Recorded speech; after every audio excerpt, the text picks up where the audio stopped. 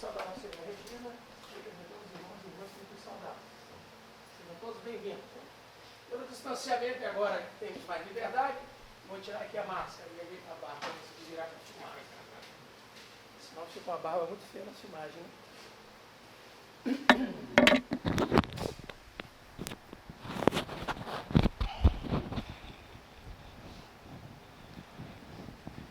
Estamos numa fase do capítulo 24 de Mateus muito importante. O texto tem uma linguagem, ela tem uma classificação. Ele é um pequeno apocalipse. Toda vez que você lê qualquer coisa na Bíblia que tiver catástrofes, cataclismas, convulsões humanas e naturais e até extraterrestre, no caso ali, a presença de anjos e vida de anjos, isso aí é um texto que é um estilo literário chamado Apocalipse. E ele é importante para o povo daquela época, porque 400 e poucos, 500 anos antes de Cristo, para outros autores é só 200 anos antes de Cristo, até 150, 200 anos depois de Cristo, é um estilo literário que vai tomar conta de toda aquela região.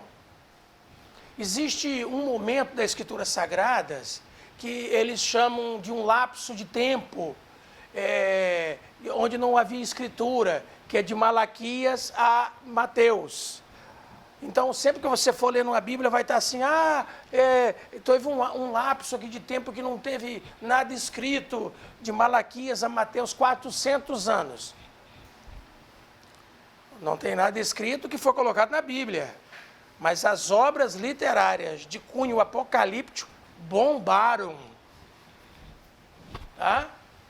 Se tivesse hoje as formas que eles usam para ver aí literaturas e livros, tudo, ia bombar nos top 5, nos top trend aí.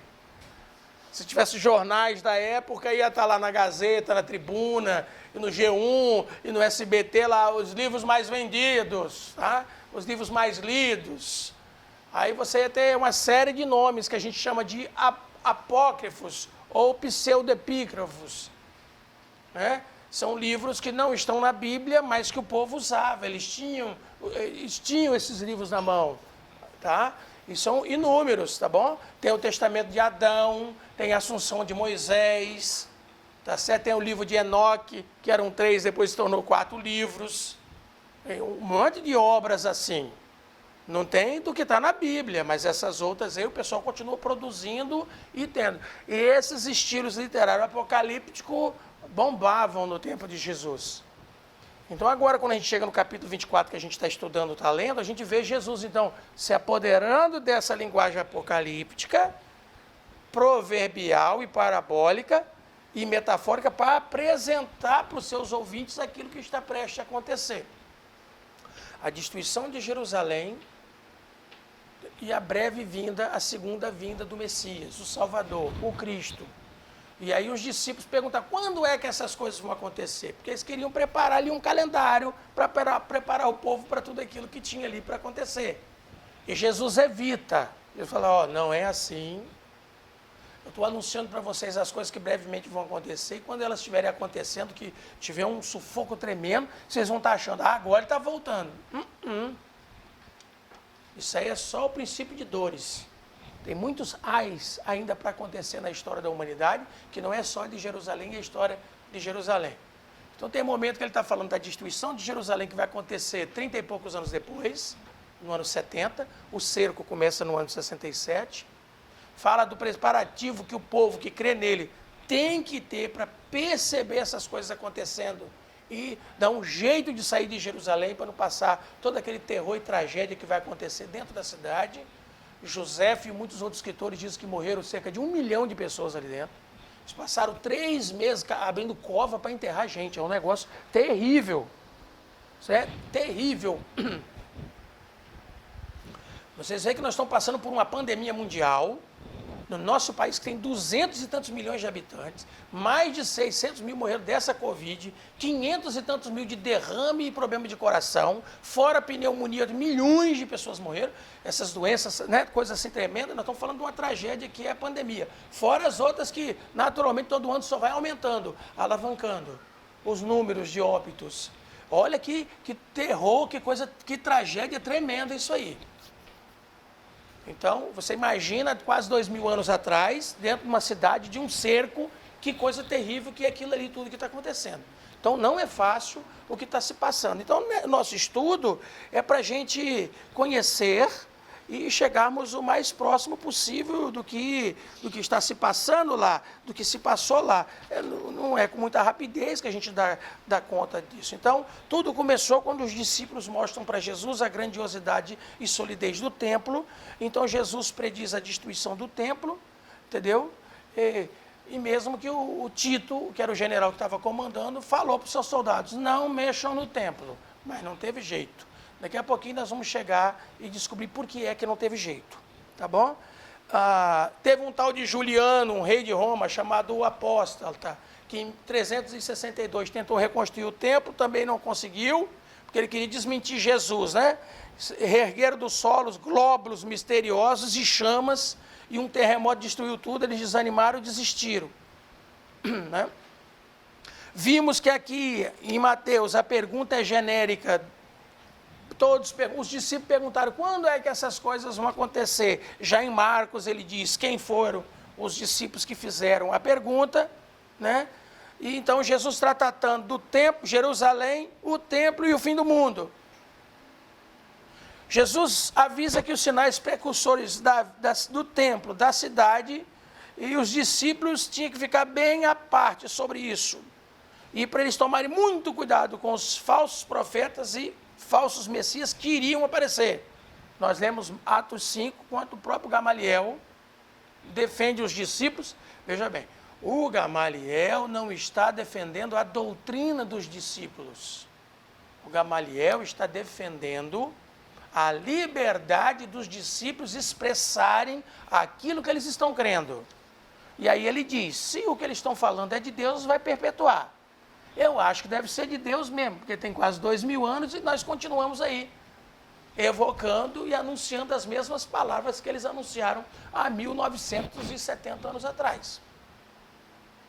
Porque ele disse daqueles que durante 5, 10 anos se levantaram com alguns levantes e foram mortos os líderes, perseguidos e o trabalho foi desfeito. Daqueles messias e falsos messias que ele apontou aqui. Ele vai abordar no capítulo, a partir do versículo 15, que foi da semana passada, não é isso? Sim. 15 nós vamos ler até o 28, nós já lemos até o 27, correto? Ele vai evocar e vai falar que a abominação desoladora, que foi citado em Daniel 9, 27, onde houve uma horrenda profanação do templo. Veja bem, a gente fica pensando assim, é Tito com o seu exército que vem, destrói e profana o templo. Foi só isso não. Lá dentro da cidade, houve um levante, uma subversão contra o domínio romano. Isso é política. Mas política e religiosamente, sicários, zelotas, saduceus, fariseus, escribas e outros grupos, estava tudo ali naquela convulsão. Herodianos, eles tinham grupos ali que eram inteiramente inimigos uns dos outros. Eles fizeram uma hegemonia política e religiosa para eliminar Jesus e seus seguidores. Mas 30 e poucos anos depois, eles já não conseguiam tanta hegemonia para o comando de Jerusalém, a cidade, e que grupo que estaria dominando isso aí. Me faz lembrar muito bem do que está acontecendo hoje nos noticiários, quando a gente vê do Afeganistão. Os Estados Unidos estava ali, os outros grupos, como é que é o nome dos outros grupos lá do Afeganistão, que está dominando agora? Do Afeganistão. Eles tinham grupos ali que não conseguiam chegar. Os Estados Unidos tirou o seu exército, aí agora os outros, o Talibã, né? O Talibã está lá, está dominando. Para muita gente é um terror, um horror o Talibã. está dominando. Para outros, é melhor o Talibã do que o inimigo. Porque os americanos são de fora, outra língua, outro povo, outra nação, com outro exército. Nós não temos a nossa liberdade nossa. O Talibã, pelo menos, é da nossa nacionalidade, é da nossa língua, é do nosso povo, da nossa religião. Não é como a minha, mas é da nossa. A coisa é muito séria, lá dentro vive essa ambiguidade. Para muitos, como estava a organização até 3, 4 meses atrás, não estava bom, mas não estava pior, não estava ruim. E para estes muitos hoje, agora a situação está ruim, por isso que já fugiram não sei quantos milhares de lá, com medo de perseguição e morte. Para outros, melhor estes do que os que estavam. E para outros, não, esse é o grupo que eu quero mesmo que me domine, a coisa é séria. E no ano 69, os zelotas judeus profanaram o templo.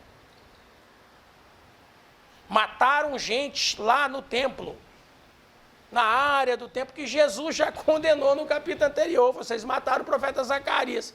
Porque Jesus eles mataram fora da cidade. A Bíblia diz que foi fora da cidade. Mas agora, nessa época aqui que Jesus está predizendo, é dentro da cidade, na área do templo, naquela região, profanou, começou a matar os outros, os sicários, os zelotas, briga entre eles. E está arriscado por algum momento Tito, ou o próprio Vespasiano, que eu já falei semana passada, que ele foi nomeado rei, então ele vai para a Itália, para Roma, e deixa o filho, o Tito lá, por isso que é o Tito que vence ali aquela guerra lá, está arriscado até eles, num dado momento, falar assim, rapaz, te deixa eles lá um pouquinho lá de questão, que daqui a pouco eles se mata tudo, destrói tudo, depois a gente só entra lá para pegar o que tem. A gente só domina a cidade, porque eles vão acabar se destruindo. A coisa ficou esquisita. Mas nós lemos hoje aí um profeta que estava mostrando por que é que Jerusalém ia ser destruída, por que é que Deus ia fazer o que estava fazendo, o que estava se programando para fazer. O próprio Malaquias também reclama, quer dizer, um está falando tantos anos antes de Cristo, outro um pouco mais perto de Cristo, chega no tempo de Cristo, Jesus repete as mesmas palavras, os sacerdotes estão fazendo tudo errado. Está tão errado que o povo acaba imitando o sacerdote. Em vez de imitar o sacerdote naquilo que era importante para ser imitado, como disse Jesus, vocês ouçam o que eles têm para dizer. O que eles mandam você fazer, você faz. Agora, do jeito que eles fazem, vocês não fazem não. Porque senão o negócio vai ficar ruim para vocês. Hoje foi lido Oséias ali, capítulo 4, do versículo do 1 ao 12, que parecia que a gente estava lendo o que estava acontecendo em Jerusalém. Por isso que a gente fala que a história é como se fosse uma espiral, né? Vai aumentando o seu arco, vai aumentando, e quando então a gente faz uma cisão nela, aquilo que lá no comecinho era tão pequenininho, em um dado momento da história, ela preenche um espaço muito grande. E as informações são maiores, e agora num ritmo frenético, né? É imediato, um terremoto está acontecendo no lugar, estão filmando, daqui a pouco você está assistindo, balançando. E não é só agora. Em 2011 que foi a Torre Gêmea, não foi isso? Quando explodiu a Torre Gêmea, que eu desci de um curso que eu estava fazendo, aí o moço tinha uma sorveteria, aí eu fui comprar um picolé, e aí então estourou um avião, explodiu numa das torres gêmeas, tal. Falei, então tá vindo outro lá para explodir. Não, é um só. Falei, não, tá vindo outro, olha lá o avião vindo lá. Eu vi a cena que eles estavam filmando, o outro avião chegando e explodindo. O moço ficou horrorizado, falou, explodiu um agora é o segundo. Mais de 20 anos, então é 2001, né? 2001, então desculpa aí, então tem 20 anos em vez de 10 anos. Então, quer dizer, olha quantos anos atrás tem, eu assisti numa TV a mais de 10 mil quilômetros ao vivo o segundo avião batendo na segunda torre. Agora, então, com as internet... É 11, né? Pode ser isso aí, muito obrigado. Então, com a internet, muito mais. Né? Essa evolução da tecnologia. Então, a gente nota que essa espiral aumentou muito essa condição. Então, as informações são muito rápidas, né? e bastante aplicadas. Então, a gente nota que o que acontecia também aqui, a partir do verso 14, Jesus está chamando a atenção para as pessoas não se deixarem levar pelas enganosas afirmações dos falsos messias, não se deixarem levar pelos eventos cataclímicos, as guerras, as fomes, os terremotos, entendeu? Em amplas regiões, como se já fossem infalíveis os sinais do fim. Ele também diz que o fim só virá depois da evangelização mundial. E a gente leu aqui vários versículos de Paulo, Atos dos Apóstolos, Romanos e Colossenses, dizendo, ó, já foi pregado no mundo todo. Não é à toa que a nossa divisão bíblica do Novo Testamento é os 4 evangelhos sinópticos, Atos dos Apóstolos, e depois de Atos dos Apóstolos é o livro de Romanos. O livro de Romanos foi um dos últimos a ser escrito por Paulo. A primeira carta, o primeiro livro do Novo Testamento a ser escrito, e aí ele é catalogado por data, por ser escrito, é 1 Tessalonicenses. Ele é antes de Mateus, ele é antes de Marcos, ele é antes de Lucas, ele é antes de João. Estou dizendo escrita. Tá, pastor, e esses assuntos, como é que você sabia? Era falado, era contado. Jesus utilizou-se de uma técnica de pregação e de anunciação, em que as pessoas captavam e gravavam. Os neurocientistas já estão dizendo a forma como é que Jesus contava uma história e apresentava por parábolas e outras formas que ele apresentava, fazia com que aquilo ficasse gravado ali na mente da pessoa, e quando ela se lembrava dele e daquele conto, as sinapses se juntavam e contava tintim por tintim como tinha sido que Jesus falou. Então, mesmo passando-se anos e anos para começar a escrever, quem viu, assistiu e ouviu, falou bonitinho. Tanto é que o Mateus escreve, o Marcos escreve no outro lugar, Mateus escreve no outro, o Lucas escreve coletando informação dos outros, e quando a gente bota um com o outro, eles se amalgamam e contam as histórias, com alguns detalhes aqui a mais, outras percepções pormenores aqui e acolá, mas o eixo da história, começo, meio e fim, pleno. Então é uma coisa assim tremendo. Mas ele também chama, diz que o evangelismo ou o evangelho seria constantemente dificultado por perseguições, martírios, o ódio do mundo, aos que professam o nome de Jesus, pela perda da fé, por causa da traição dos amigos, o fenecimento do amor. A gente leu isso aqui no versículo de 12, onde diz que por se multiplicar a iniquidade, o amor de muitos se esfriaria. Então, por causa dessa falta desse compromisso, deste amor, deste cuidado, deste carinho, dessa fidelidade, desse pacto, dessa aliança de uns com os outros, o amor se esfria. E aí a fé enfenece. E outros até desistem e desanimam no meio do caminho. Porque acaba ficando este amor incapaz de resistir à face generalizada dessa forma desregrada de viver. Condições que requerem suprema qualidade de perseverança. Eu cheguei a usar aqui uma palavra chamada resiliência, que é a capacidade que a matéria tem de que no calor ela se expande, ou em outras condições também, né? Se expande, mas depois, então, quando passa o calor, ele volta para a sua forma natural normal. Ou quando é muito frio, que ela encolhe, enrijece, mas depois ela volta para a sua condição normal. Então, a resiliência do crente é muito, muito importante. Tem que ter essa qualidade, e ele chama de suprema qualidade, entendeu? Então ele prevê resumidamente a perseguição da igreja no mundo, e no clímax prediz a deserção de muitos da igreja, falsos profetas, decadência espiritual, traição dentro do próprio corpo cristão, e culmina então com a pregação universal do evangelho do reino, que aí ele diz, então vai vir o fim, virá o fim. Então todas as coisas estão acontecendo. No tempo dele, ele diz, vocês prestem atenção nisso aí, mas tome cuidado para não achar que, então agora não tem mais jeito, está vindo. Quer dizer, Jesus falou isso com 33 anos de idade. Eu vou botar o ano 1, o aniversário dele, de 1 ano dele de nascido. Nós estamos há 1990 anos atrás, praticamente. E as coisas vão acontecendo, elas vão se acumulando cada vez com condição maior, mais portentosas. Então a gente deve prestar atenção nisso. Então eu tenho percebido e tenho notado que muita gente, principalmente com a evolução da internet, está muito influenciado nos Facebooks, YouTube, esses grupos e essas pessoas que ficam apresentando, o número da besta, a marca da besta, essa terremoto é por causa disso, o magma está batendo no mar, está fazendo ilhas, aí no livro de Apocalipse diz assim. Então teorias conspiratórias, tem um monte de outras coisas acontecendo. Eu quero, nessa escola hoje, também dar um conselho a respeito disso. Tem muita gente muito bem intencionada a respeito desses assuntos.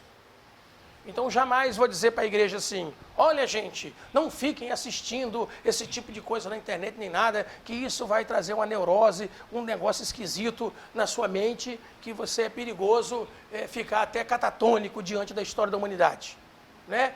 O catatônico fica parado, né? Ele respira e tudo, ele está vivo, mas não faz, ele não come, ele não levanta, ele não anda, ele não trabalha, ele não produz, fica ali, estático, vira uma estátua viva.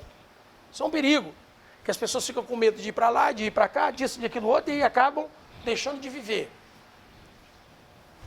Então, todas essas notícias, todas essas tragédias, todas essas coisas terríveis e tremendas que estão acontecendo no mundo, como a pandemia e tudo, porque eu confesso de mim mesmo que há tempos atrás eu estava em casa lendo a Escritura Sagrada e refletindo sobre algumas coisas de escola sagrada nossa. Eu confesso que eu, num momento de oração, conversando com Deus, disse, Senhor, eu estou vendo aqui o que a tua Bíblia diz que vai acontecer, a tua palavra diz que vai acontecer no Apocalipse, mas diante da história da humanidade, o que está acontecendo, como as coisas estão indo, eu vou ser sincero para o Senhor, é improvável que estas coisas venham acontecer assim, se eu olhar para frente do jeito que está indo bem.